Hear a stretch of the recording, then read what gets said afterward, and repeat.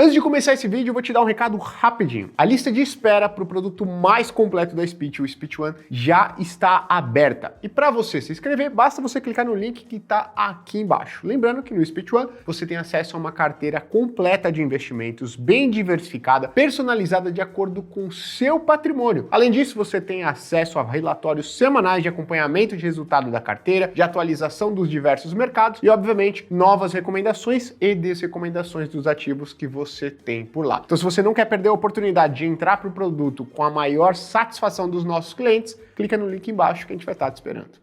Uma hora você ouve por aí que é hora de comprar fundo de papel, fundo de CRI, fundo de recebíveis imobiliários, é a bola da vez. Passa um tempinho e aí, bem, as mesmas pessoas agora começam a dizer que é o momento do fundo imobiliário de tijolo, de shopping center, ou de escritório, ou de condomínio logístico. O que interessa é você alocar o seu patrimônio além de um fundo imobiliário de tijolinho. Você fica perdido nessa. Agora é hora de ir para o fundo imobiliário de papel. Quando é a hora de virar a mão e ir para o fundo imobiliário de tijolo? Eu sou Ricardo Figueiredo, especialista em fundos imobiliários na Speech, e no vídeo de hoje eu vou te tranquilizar. Não tem bola da vez. A boa carteira de fundo imobiliário terá espaço a todo momento para bons fundos imobiliários de papel e bons fundos imobiliários de tijolo. Vou tentar ao longo deste vídeo te mostrar a dinâmica de rendimento e expectativa de valorização que existe em cada classe. E aí você vai entender por que é importante você ter um mix, um pouquinho de fundo imobiliário de tijolo e um pouquinho de fundo imobiliário de papel também.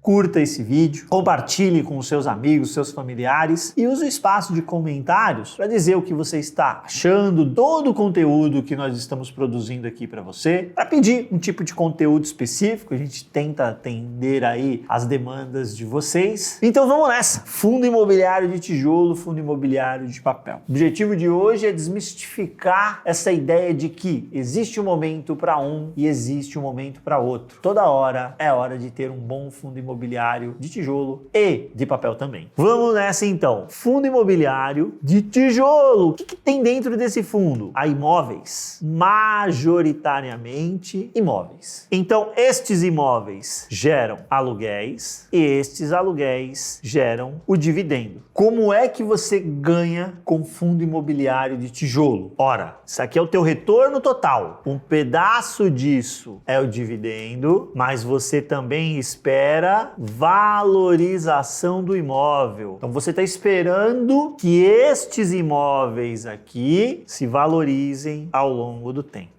Será assim um reloginho todo ano para cima bonitinho? Não necessariamente. Pode ser que fique parado um tempo, pode ser que de um ano para o outro tenha uma marcação negativa e aí ele começa a valorizar, mas você espera que a tendência seja positiva para essa valorização. Este dividendo, ele vai flutuar ao sabor do quê? Ao sabor de vacância e o valor por metro quadrado de locação. Se eu tenho mais vacância, eu diminuo a minha capacidade de gerar dividendo. Se eu estou numa região onde a vacância está mais elevada, não é nem só no meu prédio pode estar totalmente ocupado, mas se a região está muito vacante, eu, proprietário, perco a capacidade de majorar este aluguel, às vezes até num simples ritmo da inflação, repondo a inflação. Então eu perco a capacidade de fazer esse aluguel crescer com mais força ao longo do tempo. E o inverso é verdadeiro. Se eu estou numa região com pouca vacância, meu imóvel tem pouca vacância ou vacância zero, eu tenho mais capacidade de ficar subindo este aluguel, por vezes inclusive acima da inflação. O que determina isso daqui, basicamente, é movimento de oferta e demanda. E aí, por óbvio, se eu estou nas melhores regiões, os melhores ativos estão mais bem posicionados e eles conseguem se defender melhor. Mas daqui eu quero que você entenda entenda que no fundo de tijolo você tem um mix onde o seu retorno total é oriundo de dividendo e valorização. E a parte da valorização ao longo do tempo, ela pode ser muito, muito, muito importante. Quanto melhor o imóvel, mais ele tende a se valorizar e mais essa fatia da valorização ganha espaço no retorno total. Se você tem um imóvel numa região mais difícil, um imóvel que é mais difícil, essa fatia da valorização vai se comprimindo e aí você vai ficando muito mais com a fatia do dividendo neste fundo,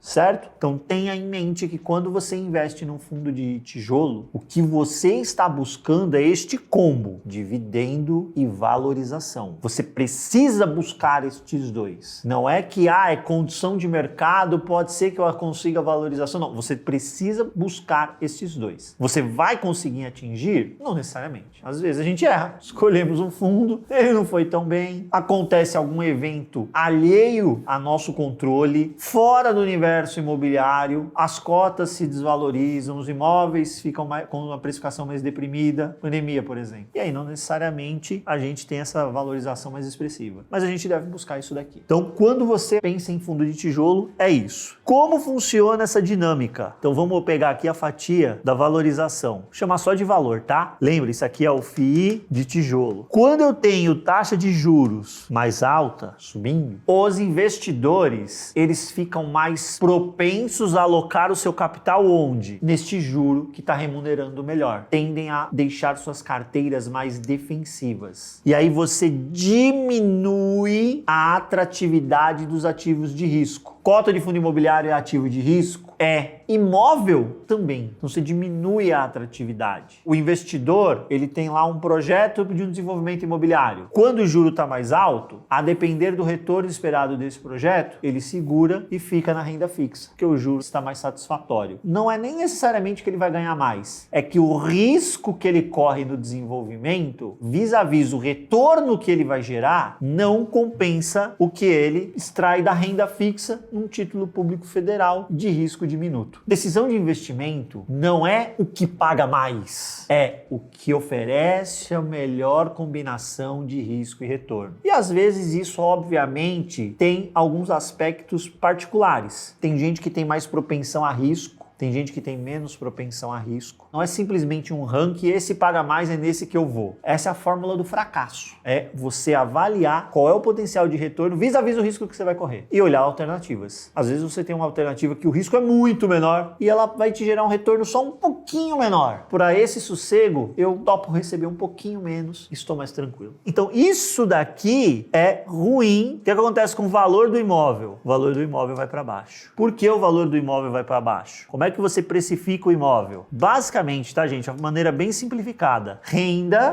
taxa de desconto. Você desconta a renda que ele gera por uma taxa. Um retorno que você quer ter. Essa é uma das maneiras, a maneira mais simples que tem para você entender essa lógica dos juros. Então, se você tem a taxa de juros subindo, você fica mais exigente com essa taxa de desconto. Então, algo que te gera 10 por ano, 10 milhões de reais por ano de renda, um imóvel. Se você tá com juro mais alto, você fala, eu quero descontar essa taxa por 10% ao ano. Acontece que quando você está num cenário de taxa de juros caindo, você vai pegar essa mesma equação, os mesmos 10 milhões que ele gera de renda, e agora você, já que o juro está menor, ele está numa trajetória descendente, a minha exigência também diminui, se adequa à realidade. E aí eu vou descontar isso daqui por 8%. Aí, gente, não tem mágica, tá bom? É álgebra, daquelas mais simples que a gente aprende lá no começo na escola. Se eu diminuir o meu denominador, o que acontece com o valor do imóvel? O valor sobe. Então, quando você tem juro menor, o valor sobe. Quando você tem juro maior, o valor do imóvel cai. É neste cenário que você tem essa dinâmica da valorização. Aí você tem que ser mais criterioso enquanto você topa pagar. Mas você precisa continuar investindo, tendo fundo de tijolo na sua carteira. Neste cenário aqui, não é para ter só papel. E neste cenário aqui, não é só para ter tijolo. Então, Você entendeu qual é a dinâmica? Dá para ter tijolo neste cenário aqui. É nesta hora que você compra o tijolo mais barato. Por quê? Porque o mercado, né, não é todo mundo que está assistindo esse vídeo assim como você. Então muita gente se desfaz do tijolo nesse cenário. Aí as cotas ficam muito baratas. E a gente gosta de comprar bom fundo imobiliário com a cota mais barata. Certo? Entendi, Ricardo. Entendi a dinâmica do fundo de tijolo. Entendi que eu tenho dividendo e tenho a valorização. Inclusive, você explicou certinho aí como é que funciona a questão do valor. Mais juro, o valor do imóvel tende a sofrer. Cenário de juro mais baixo, você destrava o valor do imóvel. E a renda? Aquela outra fatia aqui, né? O dividendo. Olha, gente, vamos lá. Neste cenário em que a taxa de juros está caindo, a gente precisa abrir a nossa cabeça para o que está acontecendo ao redor. Não é simplesmente se fechar no mundo imobiliário. Neste cenário de juro mais baixo, você começa a ver a atividade econômica melhorar. Não é na veia, gente. Não é assim, ó, o Banco Central cortou a taxa de juros na quarta-feira, meio ponto percentual. Trouxe lá de 13,25 para 12,75. O último movimento antes da gravação desse vídeo foi exatamente esse. Isso significa que na quinta-feira de manhã, o empresário abre lá a gaveta de projetos dele e fala, agora vai, né, gente? Com 13,25 meu projeto não parava em pé. Com 12,75 ele para e eu vou fazer este projeto agora, tira da gaveta e vamos para frente, vou fazer essa economia girar. Não é assim que funciona. Há um delay, uma defasagem entre política monetária, o sobe e desce do juro pelo Banco Central na taxa Selic, e o efeito na economia real. Mas a tendência, a gente já sabe qual é. Qual é a tendência quando você vê o juro caindo? A tendência é que a economia vai melhorando. Daqui a 6 meses, daqui a um ano, a gente começa a colher os resultados desta baixa de juros. Economia melhorando? Ora, eu posso ter empresas mudando para ocupar mais espaço. Eu posso ter uma empresa decidindo abrir um outro condomínio logístico. Uma desenvolvedora de shopping centers decidiu expandir um shopping center que ela já é proprietária. Então, tudo isso vai melhorando a atividade imobiliária. E isso aparece no dividendo. Então, eu tendo a ter incrementos de reais por metro quadrado nestes dividendos. Eu diminuo vacância. Quando eu diminuo vacância, lembra que eu expliquei? O proprietário fica mais forte na mesa de negociação. Aí eu consigo capturar mais reais por metro quadrado naquela área. Então, neste cenário aqui, a gente tem essa condição. No cenário mais difícil, também, a gente precisa estar o quê? Defendido ali nos bons ativos, aqueles que sofrem menos. O locatário pensa 2 vezes antes de ir embora. A vacância na região fica mais baixa, mesmo neste momento mais duro. Você, proprietário, não precisa ser tão generoso nas negociações. Fundo de tijolo é isso. Agora, o fundo de papel, de um jeito que talvez você não tenha ouvido falar até agora. Então, você entendeu aí a dinâmica do fundo de tijolo? Coloca aí nos comentários para eu saber se ficou claro para vocês. Fundo de papel. Então lembre-se, lá no tijolo eu tinha valorização e dividendo. Fundo de papel, eu vou partir de um exemplo bem rudimentar, bem simples, para você entender a dinâmica. Imagine o seguinte, eu te emprestei R$100, você vai me pagar daqui a um ano e você vai me pagar daqui a um ano, taxa, PCA mais 6% ao ano. Para deixar isso bem simples, você vai me fazer um único pagamento. Lá no final, tudo de uma vez. Então lá aqui no final, esse valor de dívida cresceu, não cresceu? Você continua me devendo R$100, que é o principal. E aqui, ó, para simplificar bem, tá? Imagina que o IPCA foi 4%, a gente ficou com conta de padeira aqui 10% de juro, então você vai me pagar mais R$10 de juros. Então isso aqui é principal e aqui é juro. Um ano depois. Essa é a lógica da dívida. Só que, vamos fazer o seguinte, vamos mudar um pouquinho agora. Ao invés de você me pagar só lá no final, você vai me pagando todo mês o juro.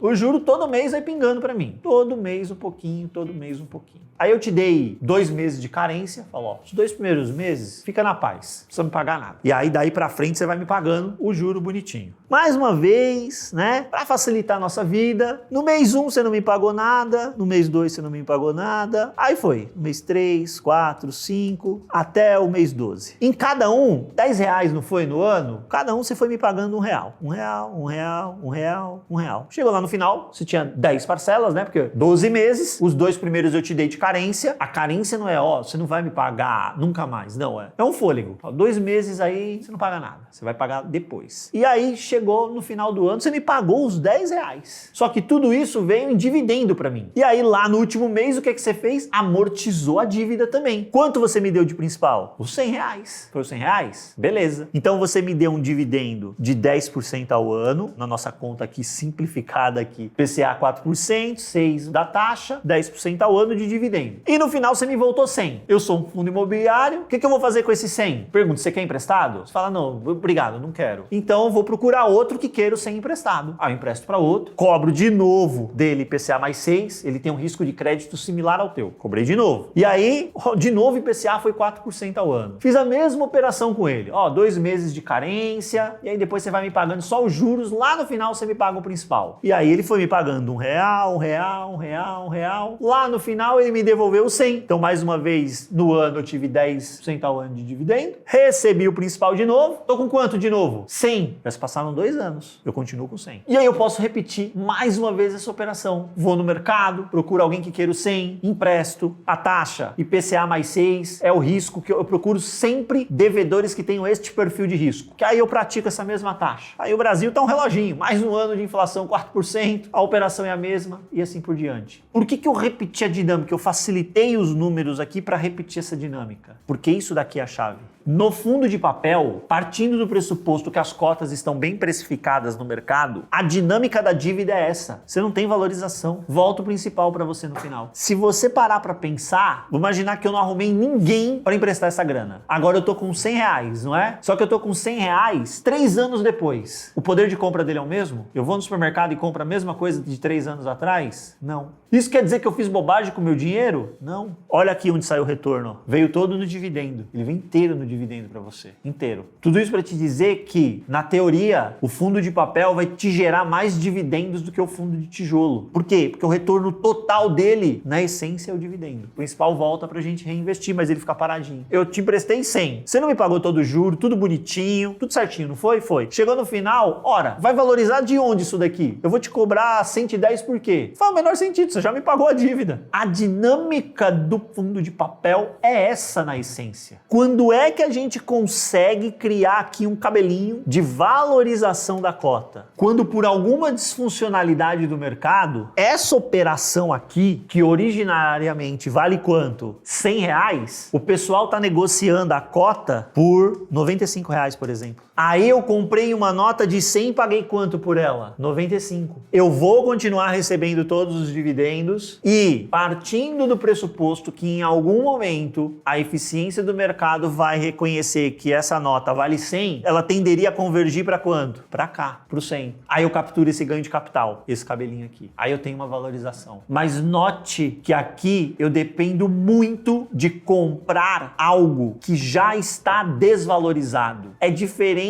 da dinâmica do tijolo quando eu compro algo que eu tenho expectativa que vai valorizar. Eu posso comprar o tijolo já desvalorizado ao valor atual. Melhor dos mundos. Porque eu compro ele valendo menos do que ele vale hoje e ainda carrego a expectativa de toda a valorização que ele gerará adiante. Show! Mas se eu simplesmente comprar pelo valor justo dele hoje, eu já carrego uma expectativa de valorização adiante. Na dívida, a expectativa de valorização se dará basicamente se eu comprar essa cota por menos do que ela vale. Do contrário, por que ela valeria mais? Há uma chance dessa dinâmica apresentar uma mudança. Qual é? É o conceito de market to market, marcação a mercado. Aqui é a dinâmica de marcação a mercado. Qual é a dinâmica de marcação a mercado? Essa dívida vale 100. Ela vale 100 no cenário macroeconômico que eu tenho hoje. Mais uma vez, taxa de juros. Taxa de juros sobe. Como fica a condição dos devedores na economia? O crédito vai ficar mais caro. A gente precisa entender que ter dívida dentro do ambiente produtivo não é ruim. É necessário, inclusive. Então, este devedor, adiante, ele vai ter que tomar dívida mais cara. Será que o negócio dele para em pé com a dívida mais cara? A depender do tipo de dívida que ele tomou, se o juro sobe, a parcela dele sobe junto. Vamos lá, ao invés de IPCA mais 6, se ele tivesse tomado uma dívida CDI mais 2% ao ano. Se a taxa Selic sobe, o que acontece com o CDI? Sobe. O que acontece com a parcela dessa dívida? Ela fica mais cara. Você começa a apertar, estrangular mais o devedor. E aí o que acontece com o valor dessa dívida? Ela vai ficando mais arriscada, então o valor, ela vale menos. Eu não tenho um fluxo de caixa aqui, eu vou descontar uma taxa maior. Lembra na nossa continha onde estava a taxa no fluxo? No denominador. Subi a taxa, eu subi o denominador. O resultado é para baixo. Da mesma forma que se eu tiver um cenário com juro caindo, a lógica é o inverso. Eu vou descontar todo este fluxo por uma taxa menor. Eu diminuí o meu denominador. O valor justo desta dívida sobe. Então, nesta marcação a mercado, você pode gerar este cabelinho aqui. Mas não é isso que será determinante no retorno total do teu investimento em fundo de papel. O determinante é o fluxo de dividendos que você vai recebendo. Isso não significa que você deva escolher o que paga maior dividendo, porque no mercado não tem bobo. O que paga mais dividendo tem mais risco de calote. Aí é equilíbrio de risco e retorno na tua carteira. Se você tem apetite para mais risco, você pode colocar um pouquinho mais de operações mais arriscadas. Se você tem menor apetite a risco, fique naquilo que nós chamamos de universo high grade, né? Os fundos de papel de maior qualidade, ou um pouquinho de middle risk ali. Você evita ou vai muito leve na turma que é high yield. Outra coisa que pode afetar isso daqui, que a gente não citou, é a deterioração da capacidade de pagamento do devedor. Porque em toda essa lógica aqui, eu mantive o devedor plenamente adimplente. Tá pagando bonitinho. Mas o devedor pode ter problemas. Se o devedor tem problema, ele começa a ficar inadimplente, essa dívida tá valendo 100? Não, eu não vou encontrar ninguém para pagar 100 nessa dívida. Por quê? O cara já não pagou a parcela. Você quer me vender a dívida? Ó, para eu topar o risco, já que esse cara já deu calote, né? E calote é um negócio que quando começa a estancar e reverter, não é trivial no mundo de dívida corporativa. Pois bem, eu pago 90. Se a sua dívida que valia 100, eu topo pagar 90. Quer, não quer, para eu assumir o risco. Senão pode ficar com o risco aí para você e boa sorte. Entendeu? Então, se eu tenho deterioração da capacidade deste devedor, essa dívida vale menos. Da mesma forma, veja que interessante. Imagine que esse devedor, ele estava mal das pernas lá atrás. Aí ele fez essa operação. E ele veio pagando bonitinho, honrando. Aí você olha os dados da empresa. Os dados da empresa melhorando, a empresa vendendo mais, gerando mais resultado, tendo mais margem, gerando mais lucro. O resultado da empresa melhorou. Essa dívida que foi mensurada, taxa de juros, tudo, num cenário em que essa empresa estava muito ruim, ora, se você quiser me vender essa dívida agora, que ela teoricamente vale 100 por 101, eu topo. Por que eu topo pagar 101? Ah, porque neste cenário de melhoria, eu tenho expectativa de que adiante talvez eu encontre alguém que pague 102, mas eu tô indo mais pro risco. Tá vendo como você consegue ir um pouquinho para o risco no fundo de papel, mas é muito mais incerto do que no fundo de tijolo? Você comprou um prédio AAA na Faria Lima. Gente, numa janela de 10 anos, esse negócio tem que valorizar. A não ser que você tenha contratado para levantar o prédio uma construtora de péssima qualidade que tenha usado materiais horríveis. Do contrário, esse prédio tem que valorizar. Agora aqui eu tô comprando uma dívida com ágio, esperando que lá na frente eu encontre outra pessoa que tope pagar mais ágio ainda para eu poder vender para ela. Aí eu carrego um grau de incerteza maior. Por que o fundo de papel é importante na carteira? Justamente por ele ter essa dinâmica que eu te expliquei, em que eu estou extraindo já o meu retorno no dividendo, ele já está vindo antes para mim. Vem para o meu bolso, fica comigo. Normalmente, ele tem menor volatilidade. A volatilidade de preço dele é menor, normalmente. É óbvio que tem às vezes exceções, né, que parecem que esta frase que eu falei é uma frase que foi tirada de um mundo que não existe. Quando você olha alguns fundos de papel aí negociando na bolsa, especialmente uma turma high yield, cota se desvaloriza 5% no dia, se valoriza 3, 4 no outro, uma volatilidade que deixa algumas ações com inveja. Mas essa turma é exceção, gente. Quando você abre um maior tempo de análise e pega um maior grupo de fundos de papel e principalmente você pega dívidas de maior qualidade de risco de crédito, você vê que a dinâmica de volatilidade de preço é bem mais baixa, bem mais baixa. Então olha que interessante, a função do fundo de papel na carteira, ele tende a te dar mais dividendo, então ele teoricamente coloca mais dinheiro na tua mão ali para que você decida onde realocar e ele baixa a volatilidade total da tua carteira, porque se uma classe que tem menos volatilidade do que os tijolos, se você só tem tijolo na carteira, a tua vol está num determinado patamar. Quando você começa a colocar um pouquinho de fundo de papel de qualidade, dívida de crédito de qualidade, a tua vol começa a diminuir. Você não consegue eliminar todo esse risco de volatilidade, mas você diminui. Carteira que balança menos, chacoalha menos, você fica mais tranquilo, né? Então, veja, função importante do fundo de papel. Baixa a vol e verte mais dividendo para você. Essa questão do dividendo tem um equívoco muito grande na minha humilde leitura, por óbvio. As pessoas, no momento do usufruto, ou seja, elas foram construindo patrimônio.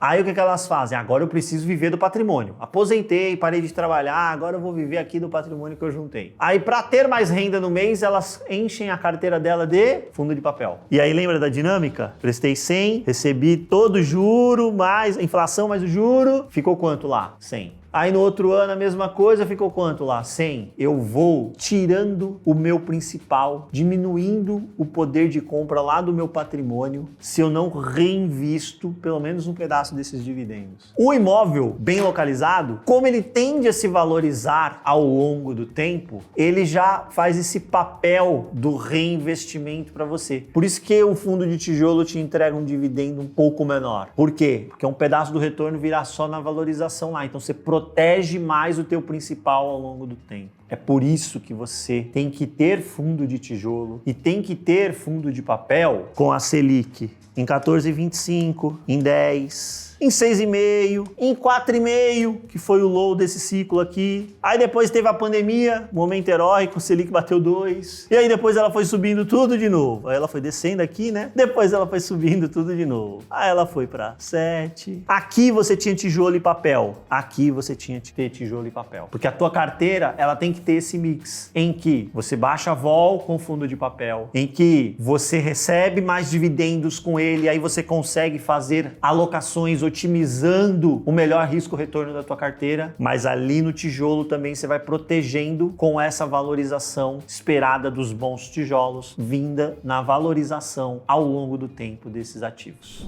Espero que o vídeo de hoje tenha contribuído para que você construa essa carteira de fundos imobiliários, que você tenha compreendido a dinâmica do fundo de tijolo, onde você tem o retorno total do combo dividendo e valorização, e do fundo de papel, que em condições normais de temperatura e pressão, ele vai te entregar tudo ali no dividendo. E se você conseguir comprar ele muito bem, aí você vai ter algum potencial de valorização, mas não é daí que você tem que esperar. A grande mágica do fundo de papel é ali no dividendo, além da sempre prudente diminuição de volatilidade que a incorporação do fundo de papel coloca na sua carteira. Espero que vocês tenham gostado do conteúdo. Já coloca nos comentários o que você achou, pedidos para próximos conteúdos aqui no nosso canal, e eu volto em breve com mais de fundos imobiliários para vocês.